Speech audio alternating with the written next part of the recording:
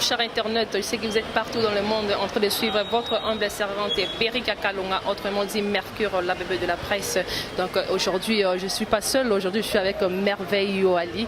Donc vous êtes là, Naïbi Keno Bozo Nandabiso un peu partout parce que Babi Jazz Congo Nde vraiment Makambu, Jazz Congo TV vraiment Makambu Naïbi Keno Babone Nabiso, Bolinga Gabiso Mingi Biso Soto Bimi Lelo Awa. Donc oui bah Keno Merveille Yoali sur Bimi, to Berika Kalonga sur Bimi, c'est que Makambu vraiment les alliés quoi. Donc l'autre Lobela, Maxi Bio Café. Donc Maxi Bio Café ezali nini? Maxi Bio Café ezali café oyo ozo sepelisa bana Congo oyo bana Congo bazo sepela nango. C'est pourquoi lelo ngai wabino Mercure Kalonga na bimi awa pour naïf sabino.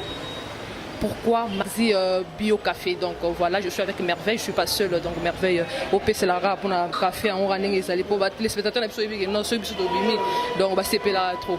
Donc Maxi Bio Café pour mon pour Simbian. Donc tout ça on a pour le Maxi Bio Café pour Balandina Biso, les téléspectateurs na Biso, vous allez partout na Dias Congo TV, Bolandara Biso pour la Maxi Bio Café n'est vraiment macam. Merveille pour toi. Merci beaucoup Berikia. En tout cas, le Lotolo Bela Kaka, ma solo. En fait, Lotolo Bela Maxi Bio Café. Maxi Bio Café, Eza Café, le roi ba café nyonso. Mais différence dans le pot Oyo, Eza Kisi. Kisi Oyo, les autres traités, maladie à mi-congo, hémorroïdes. Donc, souvent, bateau ba koko sa eloming, Eza bateau ba sala misala ma boko, misala ma kasi, misala ba bureau. Donc Maxi Bio Café ezo aider ezo sunga ba maladie nyonso. Donc au mélango et lingo lobate eza le café automélara café normal. Non non non non. O eza café traitant. Eza café, n'est-ce pas maman? Bien sûr, il y a un café traitant et puis il faut insister pour la maman. Babi café traitant en onde makamu donc mon faiblesse sexuelle, babi hémorroïde ou ici la raté. Donc mon maman c'est pelera les sous pour moi mère qui n'a le banana la vérité ce maman a sous des maman au CPLAD maman m'a déclaré ah oui babi Maxi Bio Café né makamu né solution pour éco sous qui ça café nyonso. Babi au mélano café il y a des cafés au domona café zali Maxi Bio Café babi des fins pour Maxi Bio Café. Il y a plein de témoignages Merveille Yoali, il y a plein de témoignages aux alliés Nabadou, témoignages des alliés Bello au bazo témoigner pour la Maxi Bio Café. Maxi Bio Café les alliés que non bazo te comme on a moko non car un carton les alliés boyé donc au sombi carton na yo les alliés na cure nyonso donc cure et la cure mobile mais na kati donc au dombe lango moko donc ceux qui bonni vraiment bolane lango to bo somba yango donc abonnez-vous massivement sur notre site Dias Congo TV. Donc naba numéro ezali na-bas ya votre voilà affiché na-bas ya votre écran. Donc ce bobengi biso to ko expliquer bino pe to ko tekela bino parce que awa nida masolo donc ce ka li solo rara o c'est la mère au c'est là merveilleux monde de oui en fait nangena insister ndambu ba numéro où est affiché wana ce sont nos propres nuls. Vous pouviez appeler Morozo Biso Moko directement. En tout cas eza plaisir te eza aventure te boza la dessus te pour eza vraiment kisi eza na importance makasi bino batu oyo bosala ba misala makasi bino batu oyo vraiment osukisa ba mama mitema na ba chambre. En tout cas soki omeli oyo ba ke mama za ya kosepela donc ozo lugo lukela mama mpuku na nzoto soko meli oyo eza bongo te ozo luka mpuku pas maman vraiment veut dire que non asepeli yango na vie que non on bien sûr mon boss babi John Moke nde makambu babi mon boss soka luki amemeli bino Maxi Bio Café babi John Moke nde makambu John Moke Bio Maxi Bio Café donc John Moke nde John sera koti abimi à mon boss beaucoup du respect quoi pour osungi population hein osungi bato ebele hein bato sepela na ozo bapel babi Berika Kalonga veut dire que non maman mo sepela Berika Kalonga non veut dire pena maman pena donc libala ezongi mama balo ekufa ezongi na Maxi Bio Café donc so landeli ka traitement o elengi président Rémi Kanza abengi alobeli ebongo yo ozozela nini basombaka kaka bokozala desi te po solution eza na Maxi Bio Café eza na top. Ah oui hein quand ndenge merveille au chikolo donc Maxi Bio Café eza na top parce que nga wabino donc je suis là pour vous nazala rawana pour na sala na sala la rabino nazala rawana na loba vérité babi awa mingi nde vérité balobi na Dias Congo TV vérité ka rande makamu donc vérité ka rande ezala donc nga Mercure sur na simi micro na ko sarate hein je dis toujours la vérité parce que je des témoignages na ba témoignage ebele na ba to ebele o nga na tekeli Maxi Bio Café o lelo ke no mabale o kufa ezongi o mama bana ko lela o papa ko kalisusu te papa meli asisi cure na corps. Donc ça dit que non mère pena a se retrouver. Donc papa bana ko luka puku te papa ko luka puku na nzoto mama mama ko kutu merveille je te dis couple mon ba bengi nga ba bisinga ba bi o mais mère kimit mère alabi oh mère alabi non nga na la na chambre de mère abimi na salon mère a ko kati. Donc pour vous dire que non, Maxi Bio Café, Maxi Bio Café, ça traite vraiment. Et d'ailleurs pour nous plaisanter, nous ne sommes pas là devant vous pour nous plaisanter ou pour nous sabager, non. Appelez-nous et abonnez-vous massivement sur Dias Congo et puis Dias Congo TV et puis Borolande Labiso, Borobeng on a numéro ils allaient afficher na écran nabino et puis on va vous dire quoi. Donc on est là pour vous, tous on a pour nous recevoir Bino, on est là pour aider la jeunesse, on est là pour aider les jeunes au parce qu'il y a beaucoup de boulot. Les jeunes vont faire des belé, les joueurs on comprend, les joueurs c'est pour tout le monde. Donc c'est pour tout le monde, tout le monde. Bato misala hotelema ya ko vanda ya nini donc tout le monde ezo ponate oazo linga nzoto na ezala makasi ba hémorroïde donc ba hémorroïde est d'armoire et donc c'est un peu ça. Vous s'abonner à Dias Congo TV et puis vous serez jamais déçus quoi. Voilà. Donc c'est un peu ça. Au pire c'est la ndenge ezalaka bon ça pour nango quoi parce que ba à solongo na sûr vous comprendre. En tout cas, vous comprendre, vous vandisa, vous benga, vous meka, vous somba, vous benga na ba numéro on les affiché, vous royamba biso moko personnellement. On va vous expliquer, on va comprendre peut-être la solution, mon sous papa, et surtout ma maman, là-dessus, on est là pour vous, c'est pas de la blague, c'est pas de la mise mort, c'est du sérieux en tout cas. Voilà, c'est différent, merveille au Walia Uchikoïb Sabino. Donc c'était là, on était là pour vous, on était là pour vous dire quoi,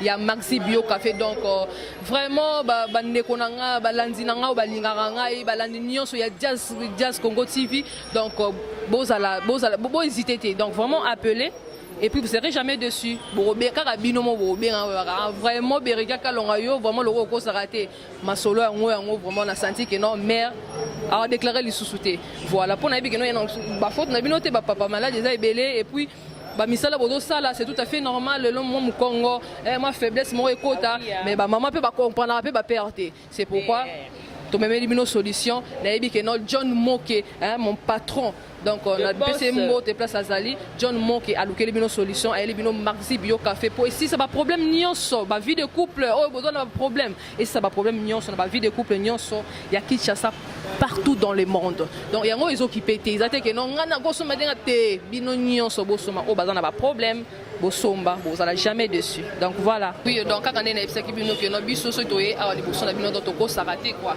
donc on veut dire Berika Kalonga est là et puis merveille au Wali est là donc surtout ça les boso na bino donc ko s'arrêter donc Maxi Bio Café né maka Maxi Bio Café donc na bino so na ye li boso na bino na zala toujours na ba épreuve donc j'ai toujours des épreuves j'ai des témoignages au ba témoignage pour na Maxi Bio Café l'image est là donc ceux qui Montréal à Zali merveille et puis nous lancer l'image oui hein botala ba témoignage à bato ba là qui Maxi Bio Café ba résultat ou épesa qui en tout cas bino mo bo comprendre to lundi. Salut mesdames messieurs, c'est Ron Sekoukelou qui l'a l'humoriste et les gars regardez-moi cette merveille Maxi Bio Café.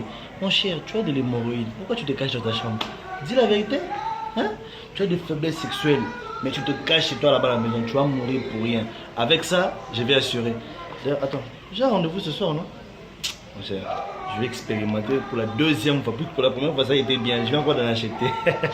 Moi je ne manquerai pas, allez, achetez ça, et puis c'est moins cher. Tu veux savoir c'est combien? Viens inbox, je te dirai les prix. Par ailleurs, c'est Charlie Long qui vit de loin, dans un confrère Maxi Bio Café. Balobi na Maxi Bio Café, ils ont traité par hémorroïdes, par force, ils ont la fatigue. Donc ils ont traité tous les maladies où écoutez qui nous ont Maxi Bio Café. Nga vie de loin na melakango e bongo yo ayuna Ça c'est mignon à Bran Ponta de Lance. Donc bana kid bokolo ngono banzoto fo ezala bien, nzoto fo ezala bien. Donc na moment où photo mélané maxi bio café. Faut traiter ba faiblesse, ba hémorroïde, ba acrobatir, ezala e boyebi ga nezala. Donc bo bayango e osala nzoto bokolo ngono ya nzoto. Ça dit maxi bio café. Donc otolo bagiti tolobi. Balobi Eric Faka donc na katsaki sasa soza na bezo mela pena café kitoko yo maxi bio café kokeno musikate numéro ya ngwana na se benga kaka Eric Faka yo moko comprendre po biso basaka de kutanga mona o melango tani na ko monde ministre mobo ya affaires étrangères on est président mobo à Ghana donc rien à voir maxi bio café to so melango donc numéro ngwana na se po batebele bazoluka batebele bona ba problème ya ba pour y a un autre TP, éjaculation précoce, mari de nuit, femme de nuit, envoûtement familial. Biloko nyo soso meli café kitoko. En tout cas numéro 1 là c'est boluka yemo grand prêtre Eric. Elle. To se belanda ndam. Oh. On se l'a déjà dit là-bas c'est tout 6. Ali lo zo kena ngo bomanga. Loko nyangisa nga mitata yo moko. Te uzinga di pa pistolet. Loko nyangisa nga notice. Ba contre indication izate. Oh. Ce que yo mela kabilo ka mabe. Yalo oui. Nazo zelo na kati landa ngai. Olukaki yango. Au 600. Tanga ta posologie. Tu vois ya podium. Jamais.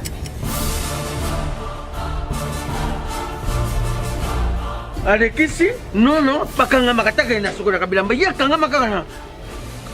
Ayo moko vraiment. Hein? Ah, solution de Jésus Amat. Solution yango. Maxi Bio Café, ndeni ni ressources. Maxi Bio Café, ezo sala makambo ebele na nzoto ya moto. Fungola nga mémoire. Dans notre traité, faiblesse sexuelle, hémorroïde. OK. Solution la soir.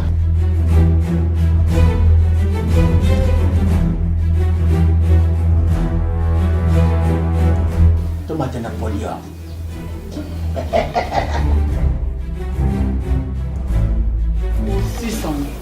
Bongo kokate. Non talo kutu.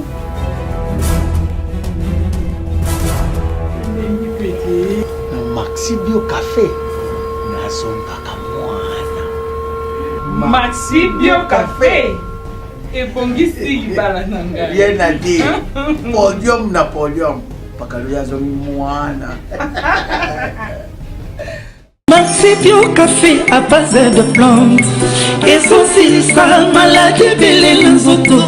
Tension hémorroïde, faiblesse sexuelle. Donc là, vous venez de suivre témoignage il y a Batonaïbi qui est non pour ça là vous confirmez que non Berika mais maman le côté Berika maman solo pour sur la Dias Congo TV donc babi les solo dans le côté de bakaka ming ming na vérité na Dias Congo TV donc ming ming ka vérité donc voilà vous tu la image vous tu la témoignage donc vous aussi n'hésitez pas à acheter et puis appelez-nous vous serez jamais déçus donc voilà là nous sommes arrivés à la fin de notre tranche d'animation voilà nous vraiment dans Souka là je salue mon boss babi John Moke ndi makambo John Moke babi mokonzi mokolo Maxi Bio Café donc John Moke babi ndi makambo do bato benge papa solution donc to benge papa solution voilà je le salue et je salue babi Wabasson ba place aux aldo ba mbote ya mwana et so ba moni ba image ya kitoko boye donc ba image evana balobi ezali pona Beni Bizuzu pona ngana benga ke le bassin du savoir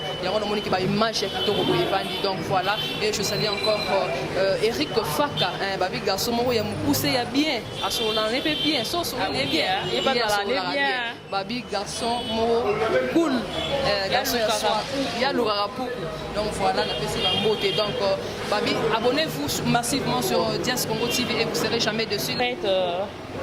La remercier le boss John Moke la pesi beauté la bosanité Eric Faka. Eric Faka. En tout cas, yo ye bimasolo ye. Donc continuez kir pour makir te.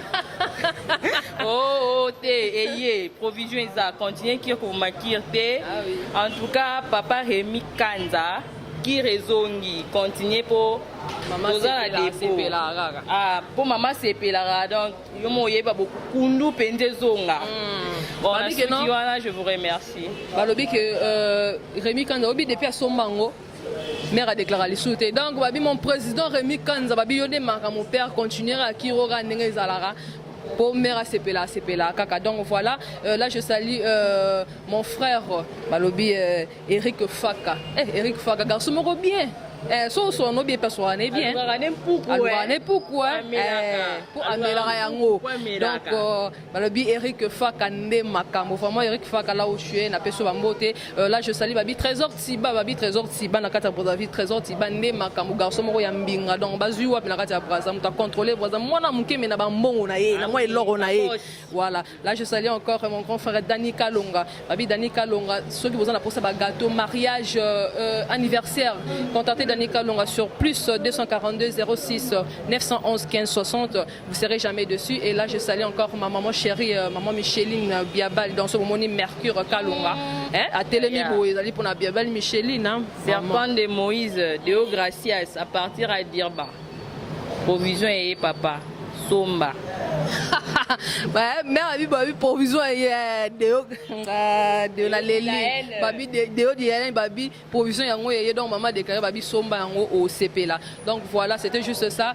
Tout ça on a pour Nabino. Donc abonnez-vous massivement sur notre site Dias Congo TV et vous serez jamais dessus. Salut Trésor Tiba na kata Brazzaville. Là je salue mon grand frère Dani Kalonga babi mobile à Mokusi Nzela Mindu Mazu wapi. Donc ceux qui vont ba gâteau ya bien anniversaire au mariage, n'hésitez pas à appeler Dani Kalonga sur plus 242 06 911 15 60 et je salue Saphir babi bébé qui au clôturer ba bébé nyon sur 2018 donc babi Saphir yo yango et je salue ma maman chérie maman Micheline Biabali donc maman Ouassala que Mercure a l'émotion na bino quoi. Donc voilà, abonnez-vous encore massivement sur notre site Kobo Salate, Serpent de Moïse, Deo Gracias Dilaen, je te salue, le patron de Dioba, le patron Mokondi Aimana, apesio Mbote Belé, pour que équipe wane salela ka Maxi Bio Café pour continuer. Papa Langai, Rémi Kanza, continuer le traitement. Maman comme il appelle, ah merci, merci l'équipe. Donc la poste merci comme en excès, merci. En tout cas, pour continuer c'est lango bozala dessus té. On est là pour vous, solution ils ont des awa. Pour le place té o wapo ba bengo ba luté. Solution ils ont la Maxi Bio Café. Ils ont des souka. Ok, donc on est presque à la fin. Nous sommes déjà à la fin. Donc, ceux qui ont ali bossé de gâteau se séparés. Donc, pour ça, voilà, mais on court derrière les temps. Donc, entre moi et vous, on se retrouve très prochainement. Bye.